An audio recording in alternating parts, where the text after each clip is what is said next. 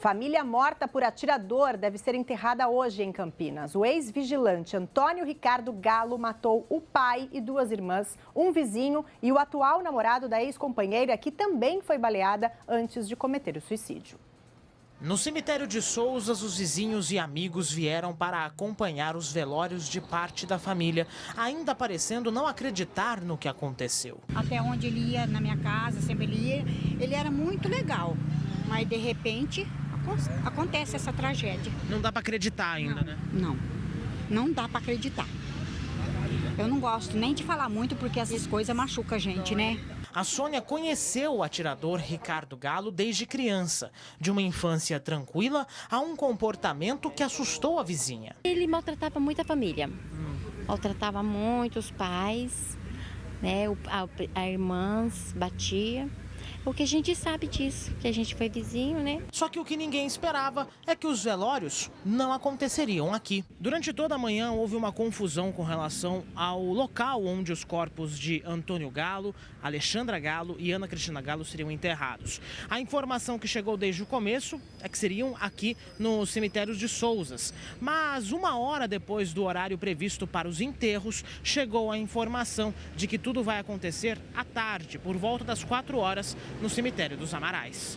Os três foram mortos no Imperial Parque, também no distrito de Souzas. Ricardo chegou às 6 horas da manhã desta segunda-feira. Armado, atingiu primeiro Ana Cristina, que seguia para o trabalho. Depois, na casa, matou o pai, atirou contra Alexandra e queimou o corpo. Depois, saiu do distrito e foi até a Vila Padre Manuel da Nóbrega, na região da Avenida John Boy Dunlop.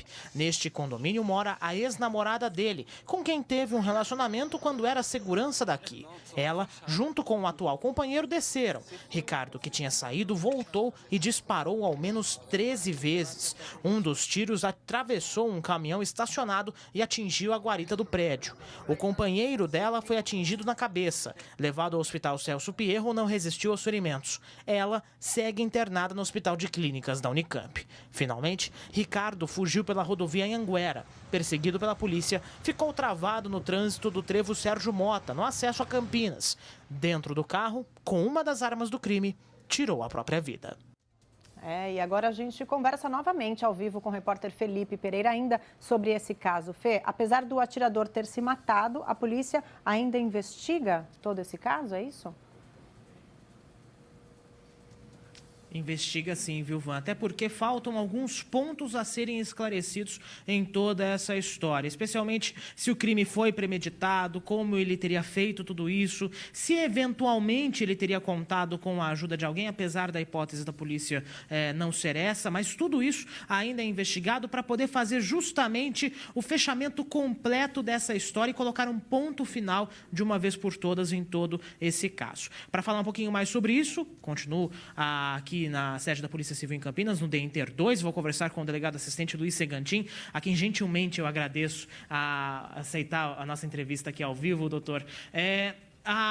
Uma das dúvidas que acabou se surgindo em toda essa história foi com relação a uma medida protetiva que o Ricardo Galo teria por ter ameaçado os pais, alguma coisa assim. Esse pedido não partiu da Polícia Civil, não é? Bom dia. Bom dia. De fato, a gente tem esse conhecimento também por ocasião da prisão em flagrante dele, que ocorreu em maio.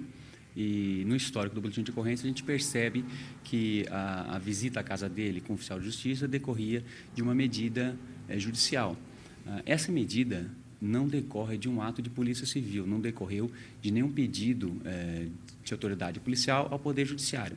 Então, não decorre de um fato criminoso, eventualmente antecedente, né, mas sim a gente ainda investiga, vai verificar de fato qual é essa origem, tá? Mas não decorre de ato de polícia judiciária. Outra, só para deixar claro, então, a passagem dele pela prisão foi justamente por posse ilegal de arma. Isso, foi um oficial de justiça, havia alguma medida anterior, foram até a casa dele, ele franqueou a entrada e nessa ação, tinham policiais militares, inclusive acompanhando o oficial, foram localizados 2 revólveres sem a devida documentação, então ele foi autuado em flagrante delito por posse ilegal de arma de fogo. Bom, com relação à investigação desse caso, doutor, algumas testemunhas já foram ouvidas ontem, há mais depoimentos previstos? Sim, evidentemente o fato absolutamente inusitado, né, deixou a todos perplexos. de imediato a equipes do SHPP e também do 12º Distrito Policial, presidido pelo Dr. Rui Pegolo, se dirigiu ao local e iniciaram as diligências com apoio de outras instituições, Polícia Militar, Guarda Civil de Campinas, e já foram ouvidas pessoas, formalmente e informalmente, colhidas informações. Na verdade, a intenção é tentar fechar esse quebra-cabeça e entender qual seria, de fato, a motivação que levou a esse crime bárbaro. A principal motivação, já que uma vez a primeira informação que chegou para a gente seria de uma vingança, justamente por conta de denúncias e tal, né? Não, a polícia não descarta as informações, né? A gente também não fecha imediatamente com o tipo de informação que chega. É trabalho policial e profissional verificar todas as hipóteses, todas as circunstâncias, tudo aquilo que nos chega. De fato, em razão da expertise do Dr. Rui e de toda a equipe policial, serão feitos filtros, tá? Para tentar encaixar o que levou, que teria motivado esse crime que, infelizmente, né, já tem as vítimas e ele mesmo, que poderia responder criminalmente, também se matou. Pois é. Doutor Luiz Segantin, muito obrigado pela presença aqui no VTV da gente. Mais uma vez eu agradeço a sua gentileza em aceitar o nosso convite. Bom, só para deixar mais uma coisa em esclarecer aqui para vocês, quando a gente fez a reportagem sobre os enterros e os velórios, as informações ainda eram muito confusas com relação a isso. E essa situação ainda persiste. Por volta das 10 horas da manhã, um amigo da família procurou um dos parentes da família Galo para tentar ir à CETEC, que é a Serviços Técnicos Gerais aqui de Campinas, que é justamente responsável por questão de enterros, velórios e afins, para tentar dar entrada aos processos de enterros dos familiares. Então, isso ainda está em processo, ou seja, por mais que a gente tenha falado que talvez seja nos Amarais, pode ser que isso não aconteça mais. Existe uma informação de que esses enterros podem acontecer apenas amanhã, para que toda a burocracia responsável por toda a burocracia que tem envolvida nessa história seja de uma vez por todas esclarecida. Então, ainda está em aberto essa questão dos enterros. Como a gente viu na reportagem, muita gente foi lá hoje no cemitério de Sousas acompanhar o possível velório das vítimas, e isso acabou chamando muita atenção. Muita gente também lá não sabia exatamente o que estava acontecendo e depois foi informado justamente por esse amigo da família. Então, segue ainda em aberto a questão dos enterros. Sabe-se que os corpos do Antônio Galo, da Alexandra e da Ana Cristina estão no necrotério que fica nos Amarais. Agora, se os corpos serão enterrados nos Amarais ou em Sousas, ainda é uma grande incógnita. Bom, a gente está falando aqui sobre o Ricardo, essa situação toda que aconteceu, que ele acabou provocando aqui na cidade de Campinas, mas resta uma pergunta que ficou na cabeça de todos nós. Ele surtou? Foi premeditado? O que aconteceu nessa história toda? O Carlos de Paula e a Ju de Paula conversaram com uma psicóloga forense para tentar esclarecer um pouco, claro, visto de fora, uma vez que ela não está nesse caso, tentar entender como era o perfil do Ricardo. Tem reportagem na tela, pode rodar. O que teria levado Antônio Ricardo Galo a dizimar praticamente toda a família, atentar sobre a vida da ex-companheira e tirar a própria vida? Para essa psicóloga forense, o matador era um psicopata e premeditou cada detalhe do crime. Ele surtou? Pelo que eu pude observar e avaliar, ele não estava em episódio psicótico, né, conhecido como surto psicótico. Porque quando a pessoa está nessa condição, ele não tem condição de ver a realidade como ela é.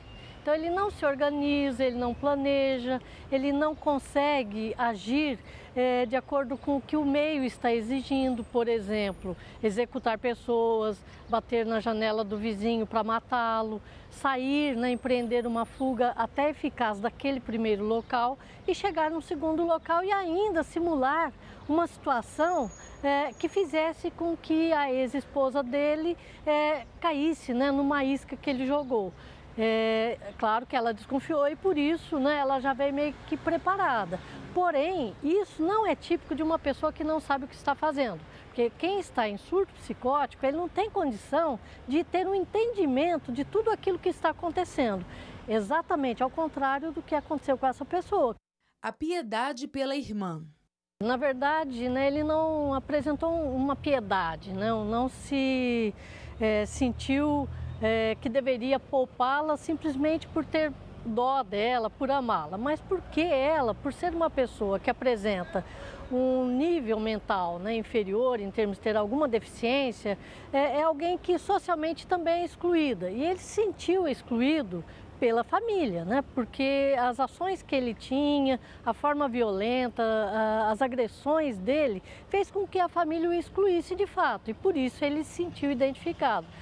Até a questão, né, dele se armar, né, para se relacionar com a família, isso mostra que ele sentia alguém que era inferiorizado. Ele precisava de uma arma para mostrar que ele tinha o poder, né? Então, era alguém que de alguma forma se identificava com uma pessoa também excluída.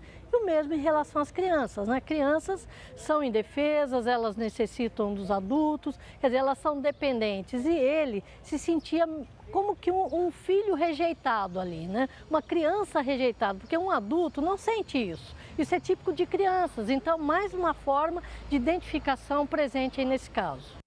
A ex-companheira.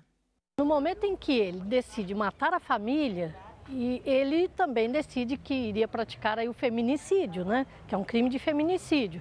Então ele queria acabar com as pessoas que ele odiava. Alguém que comete um crime desse tipo é uma pessoa que está com muito ódio. E aí, né, quem ele odiava, inclusive até o vizinho, né, que ele chama para executar, era alguém de fato odiado por ele. E a ex-mulher, certamente ele tinha raiva dela, ele queria se vingar dela. E não só dela, mas aí do atual companheiro dela, que estava ali presente e que também não foi poupado. Então, é uma vingança de todos aqueles que ele sentia raiva, que ele sentia ódio. O suicídio. Uma pessoa que comete crimes desse tipo, ele planeja tudo cuidadosamente, ele sabe quais são os passos que ele vai dar.